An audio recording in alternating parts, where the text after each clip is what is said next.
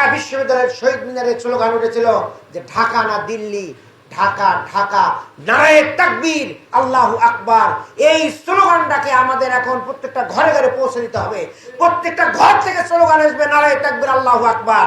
এবং আমাদের এই স্লোগানের যে শক্তি অর্জন হবে, যে শক্তি বিদ্যুতের গতিতে গোটা সমাজকে একদম আলোকিত করবে এবং এখানে কোনো শয়তান লুকিয়ে থাকতে পারবে না। আগামীতে এইভাবে যদি আমাদের কাজটাকে ডিজাইন করতে পারি, তাহলে আগামী যে নির্বাচন হবে সেই নির্বাচন হবে ইসলামের নির্বাচন। দেশে একটি জাস্টিস এবং একটা গণতন্ত্র, একটা ন্যায় ইনসাফ প্রতিষ্ঠা হবে ইনশাআল্লাহ। আসসালামু আলাইকুম ওয়া রাহমাতুল্লাহি ওয়া বারাকাতুহু। এই রমজান এসেছে আমাদেরকে তাকওয়া, পরহেজগারি, আল্লাহর নৈকট্য হাসিল করার জন্য আমাদের উদ্বুদ্ধ করছে। আমরা সেখান থেকে শিক্ষা নেব ইনশাআল্লাহ। প্রিয় ভাইয়েরা, এই সময়ে রাসূলুল্লাহ সাল্লাল্লাহু আলাইহি ওয়াসাল্লাম দুইটা কাজ বেশি করতেন। একটা হলো ইবাদত বন্দেগী, আর একটা হলো দান খয়রাত। কেমন? দান খয়রাতের ব্যাপারে রাসূল সাল্লাল্লাহু আলাইহি ওয়াসাল্লামের জীবনে কোনো ইতিহাস নাই যে কোনো ব্যক্তি সে রাসূলের কাছে চেয়েছেন অথচ রাসূল ফেরত দিয়েছেন, এমন কোনো উদাহরণ নেই। ওনার কাছে থাকলে তো কথাই নেই, না থাকলে উনি কারোর কাছ থেকে নিয়ে তাকে তার প্রয়োজন সমাধান করতেন। এটা গোটা জীবনে, গোটা বছরে উনি এটা করতেন। রমজান মাস আসলে ওনার এই দানের হাত আরো বৃদ্ধি পেয়ে অবারিত দান করতেন অসংখ্য মানুষকে, এবং কোনো হিসাব ছাড়া উনি দান করতেন। কি রাসূলের যদি আমরা উম্মত হই, এই বৈশিষ্ট্য আমাদের নিতে হবে না? না গুনে গুনে দান করবেন? 5 টাকা 5 পয়সা এরকম করে দান করবো না, 100 টাকা 500 টাকা। আল্লাহ রাসূল যেরকম দান করেছেন অগন্তি অসংখ্য, আমাদেরকে হাত উজাড় করে দান করতে হবে। কেমন? আমরা এই সময় যাকাত দিব, আমরা এই সময় সাদাকা দিব, আমরা এই সময় গরিব মিসকিনকে দেব, আমরা মসজিদ মাদ্রাসায় দেব, আত্মীয় স্বজনকে দেব, দিতেই থাকবেন দিতেই থাকবেন, দেখবেন আপনার টাকা বাইরে দেবেন। যাকাত শব্দের অর্থ কি? বৃদ্ধি, সমৃদ্ধি, প্রবৃদ্ধি। কেমন? আচ্ছা, যাকাত দিলে টাকা কমে যায়, বৃদ্ধি হলো কেমনে বলেন? যাকাত দিলে তো টাকা কমলো, বৃদ্ধি হলো কেমনে? এই বছরে আপনি সম্পদ হিসাব করে রাখবেন, ঠিক আছে? আপনি যাকাত দিবেন, আগামী বছর যদি যাকাতের পরিমাণ না বাড়ে আমাকে ধরবেন, ঠিক আছে কিনা? এই বছরে যা যাকাত দিচ্ছেন আগামী বছর তার চেয়ে বেশি যাকাত হবে, তারপর সম্পদ বাড়বে, অবশ্যই বাড়বে ইনশাআল্লাহ, ঠিক আছে? আপনাকে অনেকভাবে আল্লাহ যাকাতের বরকত দিতে পারে। 1 নাম্বার বরকত হলো আপনার বালা মুসিবত কমে দিতে পারে, ঠিক আছে? আপনার যদি 2 বার ডাক্তারের কাছে যাওয়া লাগে তাহলে তো হইল মোটামুটি, বুঝছেন কিনা? যা যাবেন, কয়েকটা টেস্ট লাগবে, 5,000 টাকার নিচে হবে না। ইসলামী ব্যাংক হাসপাতাল 25% ডিসকাউন্ট দিবে, তারপরও 5,000-এর নিচে হবে না। ইবনে সিনায়ও তো 25% আছে, তারপরও 5-10 হাজার টাকার টেস্ট লাগবে। ডাক্তারের একটা ভিজিট আছে না, এরপর ঔষধ কিনবেন, মাশাআল্লাহ 1000-10 টাকা আপনার নাই, এরকম 2-3 বার গেলে তো মোটামুটি হলো। কেন? ওই টাকাটা আল্লাহ দিলে কি হয় বলেন? আল্লাহ বলবে যে কিয়ামতের মাঠে আল্লাহ পাক বান্দাদেরকে বলবে, হে বান্দা, আমি অসুস্থ হয়েছিলাম, আমাকে তুমি দেখো নাই, আমি পিপাসার্ত হয়েছিলাম, তুমি আমাকে দেখো নাই, আমি ক্ষুধার্ত ছিলাম, আমাকে দেখো নাই। প্রিয় ভাইরা, এই জন্য আমরা যদি সঠিকভাবে দান করি, যাকাত দেই, তাহলে আপনাকে আল্লাহ হয়তো এই বালা মুসিবতে বাঁচায় দিবে, এটা একটা বেঁচে গেলেন। দ্বিতীয়ত হলো আপনার ব্যবসা অথবা আপনার চাকরি, এক্ষেত্রে আপনার স্মুথলি হয়ে যাবে। তৃতীয়ত হলো নতুন নতুন আয়ের উৎস খুঁজে পাবেন। কেমন? নানানভাবে আল্লাহ রাব্বুল আলামিন যাকাত দাতা এবং আল্লাহ রাস্তায় দানকারীদেরকে এইভাবে সহযোগিতা করেন। কেমন? প্রিয় ভাইয়েরা, আল্লাহ রাব্বুল আলামিন বলছেন না, হুয়াস্তাবাকুম ওমা জাআলা আলাইকুম ফিদ্দীন হারাজ মিল্লাতা আবিকুম ইব্রাহিম। এখানে আল্লাহ পাক বলছেন যে আমি তোমাদেরকে বাছাই করছি। কিসের জন্য বাছাই করছেন? দিনকে বিজয়ী করার জন্য। যেমন ইব্রাহিম সাল্লামকে আল্লাহ রাব্বুল আলামিন বাছাই করে তোমরা ওই রকম মিল্লাত ইব্রাহিমের ওই তরিকায় যাও। তো আল্লাহ আমাদেরকে বাছাই করছেন। এখন আমরা বাছাই মতো থাকবো না, তা আল্লাহ কি ছাঁটাই করতে পারেন না? আল্লাহকে আমাদেরকে নেই বন্ড দিয়ে দিচ্ছে যে বেটা তোদেরকে বাছাই করছি আর ছাঁটাইয়ের মধ্যে আনবো না, এটা কি বলছে? বল নাই। যে আল্লাহ বাছাই করতে পারেন উনি ছাঁটাইও করতে পারেন, বুঝছেন কিনা? অর্থাৎ যিনি দিতে পারেন তিনি নিতেও পারেন। আমার একটা ব্যক্তিগত উদাহরণ দেই। হঠাৎ একটা কালেকশন আমি ফিল করতেছিলাম যে এরকম প্রচন্ড শীত পড়ছে, কিছু কালেকশন হওয়া দরকার। তো মনে মনে একটা নিয়ত করছিলাম যে দুই এক মধ্যে কালেকশন হলে আমি দেবো। কিন্তু বৈঠকে যখন বসলাম, বৈঠকের পরিবেশ অনুযায়ী দেখলাম যে যা নিয়ত করছিলাম অন্তরের ভিতরে, ওটা তো আল্লাহ তো অন্তরের খবর জানে, আমি তার চেয়ে একটু কম দিছি আর কি, বুঝছেন? ওয়াদা করার সময় একটু কম করে ওয়াদা করছি। এই জাস্ট মিটিং থেকে বের হয়ে বাসায় যেতেছি, যাওয়ার পথে বাসা থেকে ফোন করলো কিছু বাজার নিয়ে যাওয়ার জন্য। তা আমি 2টা ব্রয়লার কিনছি আর 3-4টা হলো সোনালী মুরগি কিনছি। কিনে মোটরসাইকেলের সাথে বাজায়, বাসার দূরত্ব হলো 5 মিনিট। তো হুন্ডা যখন পার্ক করতেছি, এখন দেখি যে একটা টোপলা নাই, সোনালী টোপলাটা পড়ে গেছে, বুঝছেন? তাহলে কি হলো? পরে ঘুরে গেলাম, দেখি রাস্তায় আর পাওয়া গেল না, অল্প যাতে পার্সেল হয়ে গেছে। তাহলে আল্লাহ রাব্বুল আলামিন চিন্তা করছেন যে তুমি চিন্তা করছো একটা আর দিলে আর একটা, তো ওখান থেকে আমার একটা ছাড়াই হয়ে গেল, কিন্তু ছাড়াইটা একটু বেশি হলো, বুঝছেন কি? হ্যাঁ, যেটুকু কম দিয়েছি তার চেয়ে বেশি ছাড়াই হয়ে গেল। এটার নাম হলো আল্লাহ রাব্বুল আলামিনের ক্ষমতা। এটা অল্পের উপর দিয়ে, কিন্তু বেশি তো হতে পারত, বেশি হতে পারত। এই জন্য আল্লাহ রাব্বুল আলামিন উনি যেমন আমাদেরকে বাছাই করবেন, ছাঁটাই করার অধিকার ওনার আছে। অতএব আমরা জাকাতের ক্ষেত্রে সঠিক হিসাব করব। আমরা এখানে শপথের করব, তাই না? আমরা রুকনে জামাত, এই রুকন সম্পর্কে সমাজের মানুষের ধারণাটা কি জানেন? অনেক উঁচু ধারণা। আমাদেরকে, আমি যখন ঢাকায় আসার আগে 2বার গ্রেপ্তার হয়েছি আর কি, কেমন রাজশাহীতে এবং সিরাজগঞ্জে। তো ঢাকায় আসার পরে প্রথম গ্রেপ্তার হলাম যখন, ধরেই একদম ডিবিতে নিয়ে গেল আর কি। ওখানে তাদের বলতে যে আপনাদের ডেজিগনেশন গুলো ঠিক মতো দেন, না হলে কিন্তু আমাদের কাছে সিস্টেম আছে, ডেজিগনেশন বাই করে ফেলবো। তখন কি সিস্টেম বলেন তো? তো বলতে কেন আমাদের কাছে থেরাপি আছে না, ওই থেরাপি দিলে সব বলে ফেলবেন। আমরা চাই যে আপনারা তার আগেই বলেন। তো ঠিক আছে, লাগবে না, আমরাই বলতেছি, অসুবিধা নেই। তো মহানগরী মজলিসের সুরা ওগুলো কোনো বিষয় না, থানা আমির ওরা বিষয় না, ঠিক আছে? তো কি আর কি লাগবে? আপনাদের রোকন কেনা হিটা বলেন, রোকন। তো বললাম যে ভাই রোকন ছাড়া এগুলো হওয়া যায় নাকি? এটা আর বললাম না, দেখলাম যে রোকন যেহেতু তাদের জন্য খুব ইম্পর্টেন্ট জিনিস, মামলায় তো ওইভাবেই লেখবে আর কি। আর আমি অ্যাডভোকেট হওয়ার কারণে জানি তো যে রোকন শব্দটা থাকলেও জামিন হইতে কষ্ট আর কি। কিন্তু তার খুব ইচ্ছা যে না, রোকন কয়জন আছেন এই কর্ম, এটা বের করবে। দেখছেন, রোকন বিষয়ে তারা অনেক উচ্চ ধারণা। তাদের কথা হলো যে অন্যান্য সংগঠন যেমন আওয়ামী লীগের প্রেসিডিয়াম সদস্য যারা, ওরকম মান তারা মনে করে যে জামাতের রোকন মানে অন্য সংগঠনের প্রেসিডিয়াম সদস্য, এরকম।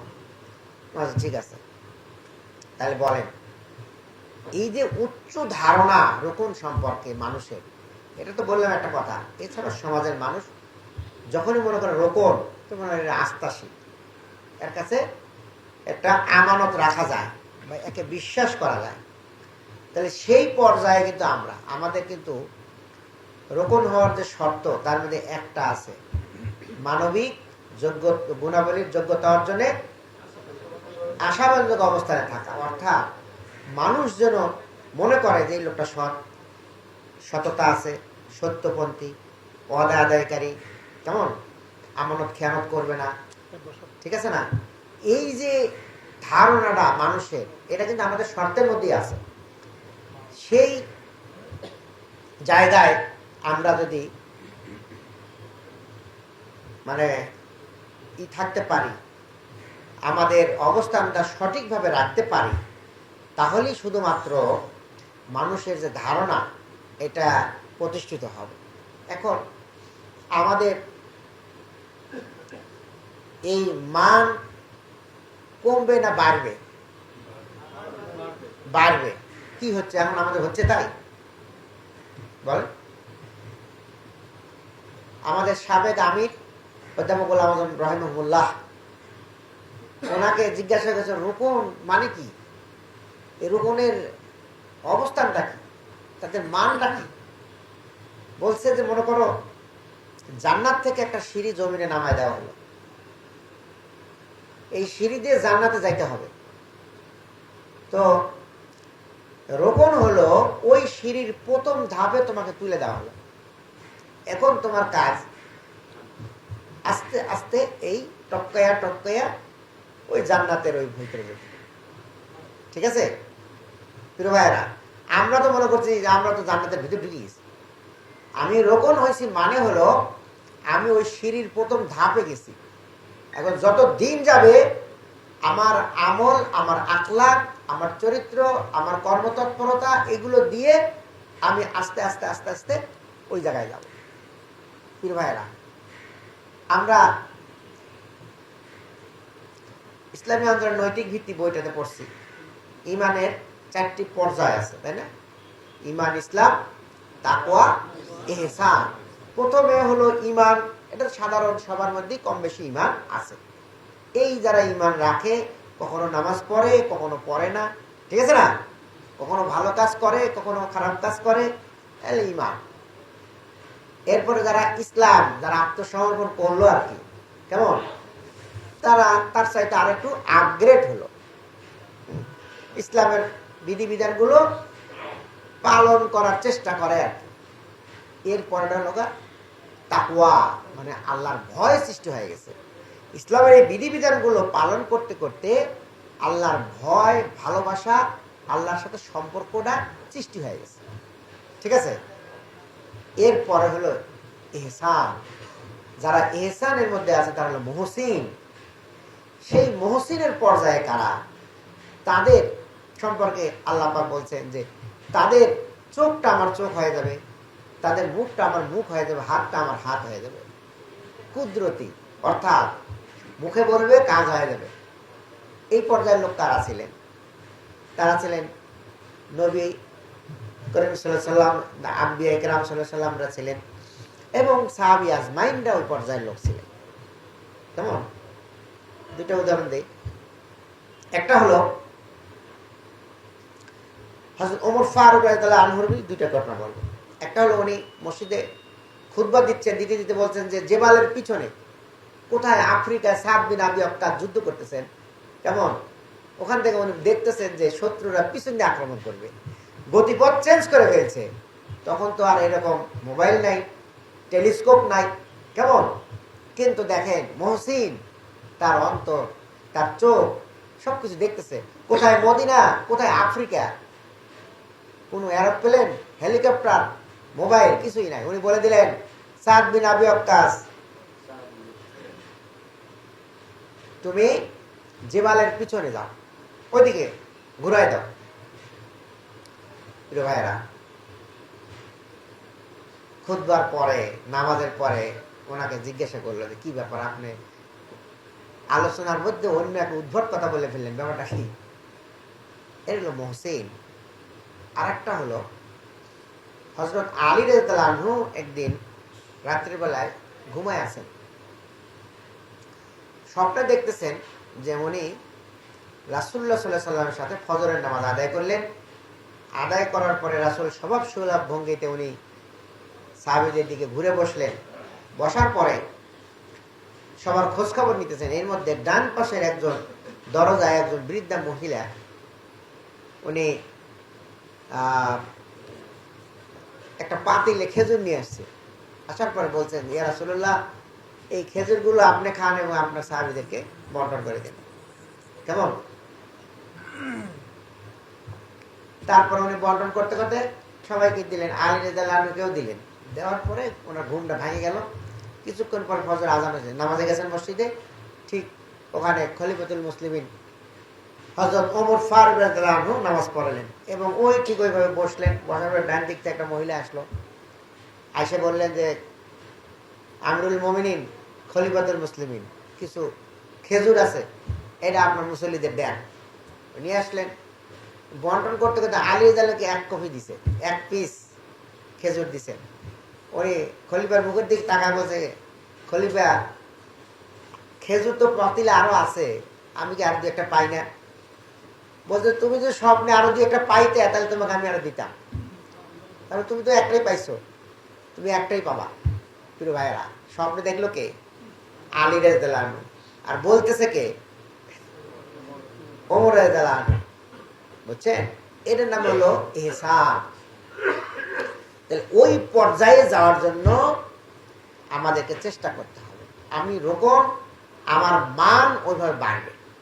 আর আমাদের দুর্ভাগ্য হলো আমাদের রোকনিয়তের মান কমতে থাকে।